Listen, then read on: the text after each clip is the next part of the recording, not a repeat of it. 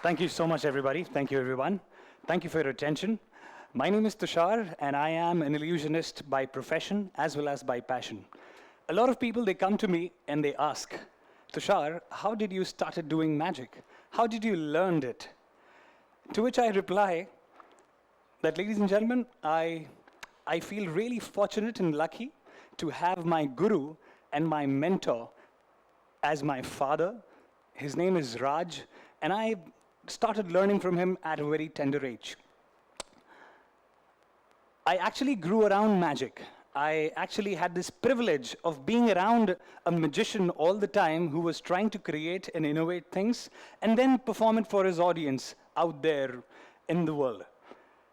I exactly don't remember, but my mother tells me when I was 4 years old, my dad took all of us to one of his shows. And just as an excited kid who wanted to see a magic show, took the front seat and was absolutely set to watch the complete show.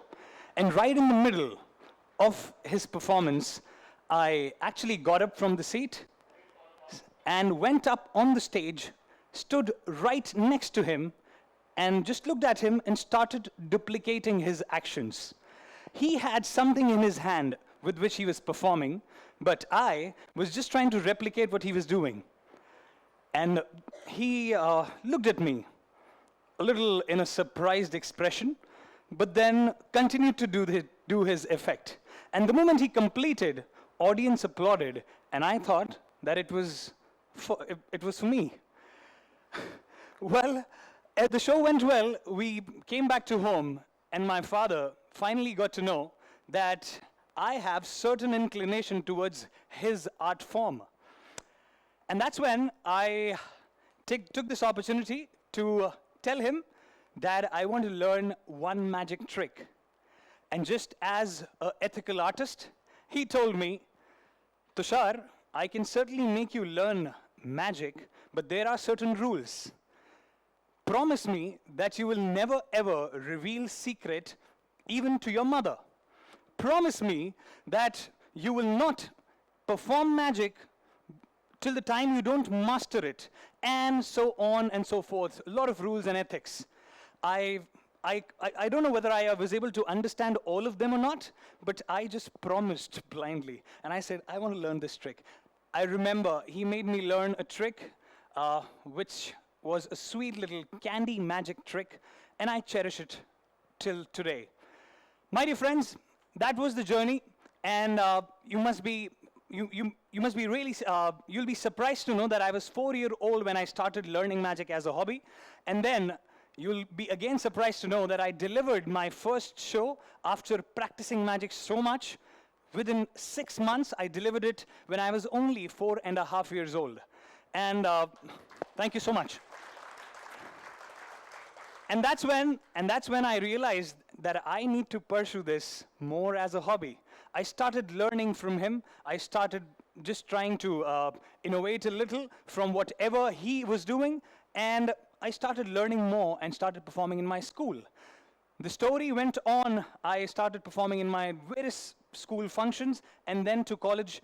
But during this journey of learning magic and exploring it within the audience, I realized that how amazing it is. Not just because of the value, the secret that it carries, but also the kind of reaction that we get from the audience. My audience used to say, how is this possible? No, this cannot happen. This is unreal. And to which I always responded, thank you so much, but this is possible. Ladies and gentlemen, I sooner or later realized that whatever I have learned from my father is not just a mere trick. It's not just a mere sleight of hand. But I have learned something which audience think is impossible in real life, but is possible in magic. I think I got to show you this right away. I cannot see my audience for now, but I can certainly hear you all, right? Can I have a big loud yes from all of you? Yes. Thank you. So I would want people in the beginning, in the first 2 or 3 rows, to give me any card number out of a 52 deck of playing cards. Even before you give me that, I think I gotta have this sweet little deck of cards right here in my hand. 52 different possibilities inside this deck. And I want any one of you to give me any one number. From 1 to 13. Who gives me one number? Come on. Please, go for it. 9. There are 2 colors in the deck, red and black. I'll request somebody from this side if you can get me a color, red or black. Red. Somebody said red. Red has 2 options in a deck of 52 cards. 2 options. One is hearts, and the other one was diamonds. I want somebody from the back, hearts or diamonds. All right, all of you love hearts, the symbol of love. So we've got red 9 hearts. There's no way in the world I can ever control your thoughts or influence you like this standing here. Yes or yes? Yes. All right, so 9 of hearts. Now I want you all to imagine that this 9 of hearts, you just try to locate it in your imagination inside an imaginary deck. Take that card out and turn it upside down and slip it back inside the deck somewhere. I don't know where. That means all the other cards are facing up. You can see them, except for one single card facing down, which you cannot see, and that is the 9 of hearts. Ladies and gentlemen, keep your eagle eyes, as right in front of all your eyes, I will take this opportunity to open this deck, and I doubt whether you believe me or not. In this deck, I have all the 52 cards facing up, except for one little card facing down somewhere there, and is exactly the 9 of hearts. Are you ready for this? Yes. All right, just the way I've explained. I'm going to open the deck with nothing else in the box. I'm just going to show you the complete deck one by one. All the cards are facing up, and except for one little card right here in the beginning, all the other cards are facing up, ladies and gentlemen, and the only card which is facing down is this one. And you all mentioned the 9 of hearts. Thank you. Thank you so much. So this is the kind of reaction that I used to get, and I realized that I have not just learned trick from my dad, a sleight of hand from my dad, or a kind of a ability in which I deduce somebody's thoughts. So, but my interest was knowing tricks. My interest was knowing sleight of hand. My interest was psychology. But I think there is something more in magic rather than just performing an effect for an audience. This is what you think is impossible, but in magic, this is possible. And I went into my dad to tell this to him, that my father, the skill that you've given me is making wonders. Let me tell you how, because people out there, they think in real life what I do is impossible, but in magic, this is possible. And magic has given me this opportunity to create possibility, which the world believes, which the world takes as impossibility. My father stopped me here. He mentioned that you are going a little wrong. I said, what does it mean? My father repeated, you mentioned that magic has given you an opportunity to actually convert anything into a possibility which the world takes impossible. I said, yes. He replied that it's not magic who has given you this opportunity. I repeat. He replied, it's not the magic who has given you this opportunity. Rather, it's actually the life that you're blessed with has given you this opportunity of converting anything and everything, every single day, converting anything and everything possible whatever you can think of or whatever the world thinks is impossible.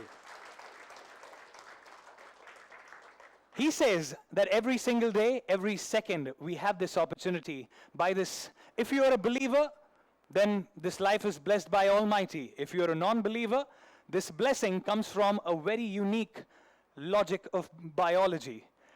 My dear friends, for whatever it is, I think this opportunity should not be missed. Let me quickly tell you one little more fun fact. I have a question for all of you for which you might not answer me. I will give you the answer for it. But if I were to ask you a question, assume I'm having an instrument right in front of me, and I press few numbers on that instrument, and suddenly this instrument connects me to the other part of the world, which maybe is California, America, and I start speaking to that person. What do you think? Is this possible? Yes, right? You would say yes. This is possible because we have this technology, we know it, we are exposed to it, we call this as telephone, mobile, and a lot of other technologies. But if I try and go back a little, 150 years in the past, assume that we are sitting right now in 1876, and at that point of time, if a person like me would have asked his audience, wherein there is no trace of communication like this. There is no trace of any technology like this. None of us at that point of time knew what is the power of communication or even the iota of communication. If this question would have been there, ladies and gentlemen, pressing numbers, connecting to somebody, sitting maybe just at the ground floor of the school, I think it was next to impossible, yes? But there was a person who believed that life has given him an amazing opportunity to actually convert what world thing is impossible, but it is possible. Because if that person named Alexander Graham Bell would not have actually taken this so seriously, this opportunity so seriously, have not decided for himself that what if the world thinks if it's impossible, what if my mind says that this cannot be done, but let me at least give it a try. Let me explore the power of possibility. And he tried, and we could do anything and everything with it. Yes? My dear friends, I would want to actually demonstrate one little more thing. For this, I would need two of you, maybe from the front on stage, if you would like to come up very quickly. Any two of you, one from this side and one from this side. Who wishes to come? So we have, all right, two of you coming up. Thank you so much. Thank you. Please be here. Please be here. What's your name?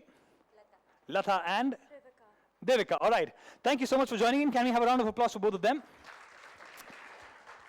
We also have a hand mic for both of you. We'll use it one by one. All right, Lata, we'll start with you. I'd request you to put your left hand across towards me like this. And Devika, your right hand towards me like this. I will trouble you for just some more time because you'll have to keep your hands like this for another minute. Lata, we begin with you.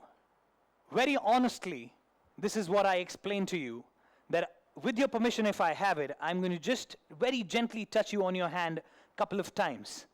You have to remember how many times you feel the touch and where on your hand you feel it. Can you do that for me? Lovely. Hold the mic. You might want to use it during the conversation. Check, it's working. Perfect. Yes. All right, just keep it there. What happens is, when I touch you and you remember all of this, at the same time, I want you to look in front of the audience and close your eyes and remember whatever you feel. Good to go? Yes. So you look in front of the audience and close your eyes, and you need not say anything, but remember everything, every single sensation that happens on your hand, and retain it in your mind. Don't react, just keep that right there. Only Lata keeps her eyes closed. Rest of the audience, and including Devika, watch anything and everything that happens. Lata, I just want you to keep your eyes closed and don't at all react. Just retain it, or don't say anything till the time I don't tell you to say something. Just retain it in your mind. If you feel it, just try and retain it right there. I'm going to ask you one little question. Only when I ask you, reply to that question. Loud and clear. You just have to reply with a yes or no. Tell me, did you felt something, yes or no, in the mic? Yes. You felt it. Yes. I have another question for you. Please be specific. Yes. Just tell me, how many times did you felt it? 2 times. 2 times. I will be asking one more question to you. One more question. You just have to very carefully remember anything and everything that you feel and retain it in your mind. If you feel it, just try and retain it right there. I'm going to ask you one simple question. Can you slowly point out to the location where you felt it first time, the very first time? Can you point out to that location? Yeah, maybe. Yeah, like that, like that. Yeah, please. Yeah. All right. Don't open your eyes. And the second time, only be specific. All right. Under your fingers. That's okay. Now you can keep your mic down for now. I have one more sweet little question for you. You said you felt it twice. Did you felt it again? Yes. In the mic, please. Yes. Can you point out where exactly? In the thumb finger. Open your eyes, Lata. I never ever touched you. I was touching Devika all the time, and that's what you felt.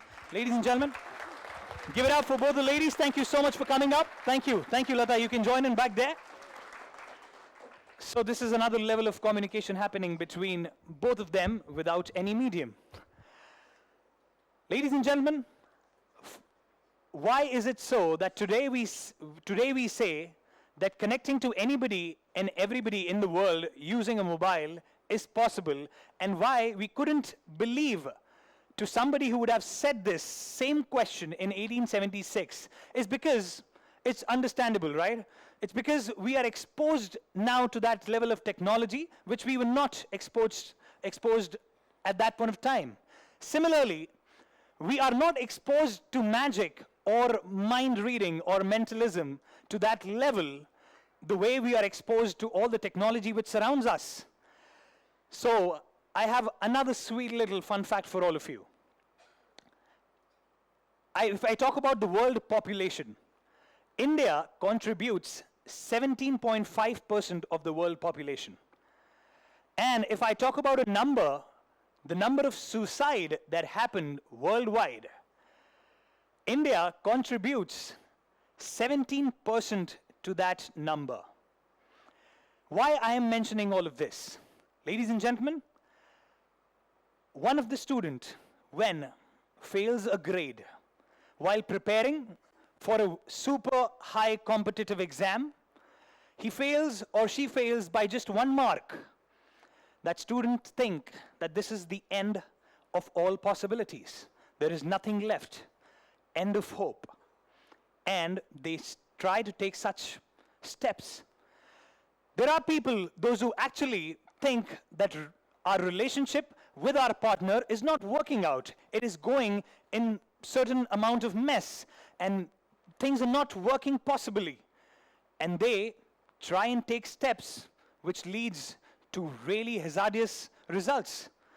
Ladies and gentlemen, I want you to right now, at this moment, realize that you might not have got exposed to the power of infinite possibilities, and that is what is making you think that it is the end. Please, don't do like that, and this is what I would want to convey.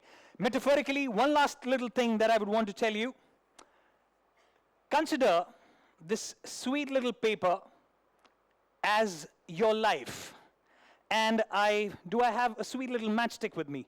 Ladies and gentlemen, consider this as your life, and you choose to write your story on this life. You choose that I want to become an engineer, I want to become an author, I want to be an army captain, and consider this matchbox as your time. Your life and your time. My dear friends, this is what happens. How does it matter if in your life, whatever goals you've written down, whatever aims you have, whether you achieve them or not, does it really matter to the time? it will continue to blow you off. Will it ever stop looking at your achievement? Oh, you managed to somehow buy a Ferrari, or whether you managed to somehow buy a Wagon-R. Whether you managed to get into a good, best college of India, or whether you couldn't manage to get into that kind of a college, a not so best college. It will continue to do its job. And at this moment, ladies and gentlemen, I would want you to imagine that this continuity that happens, this time will actually try to blow anything and everything and will not stop for you. But at this moment, you will have to actually remember that anything and everything is possible only if you decide to explore the possibilities of success, possibilities of happiness, possibilities of positivity. And certainly, at times, we think that all of this is not possible, but we just continue. Only if we continue to do so, it just keeps happening. It just keeps happening. It just keeps happening. Thank you. It just keeps happening. And it just keeps happening. Just like that. Just like that. Just like that. Thank you so much. Thank you. My dear friends, at the end, I just wanted to say that if anyone and everyone, if any time you will say that it is impossible, if any time you will say this to yourself, that it is impossible, what you're doing to yourself is, you're actually shooting yourself in your leg. I request you not to do that. Try and get exposed to the infinite world of possibilities. Believe in the art of possibility. Thank you so much. Thank you.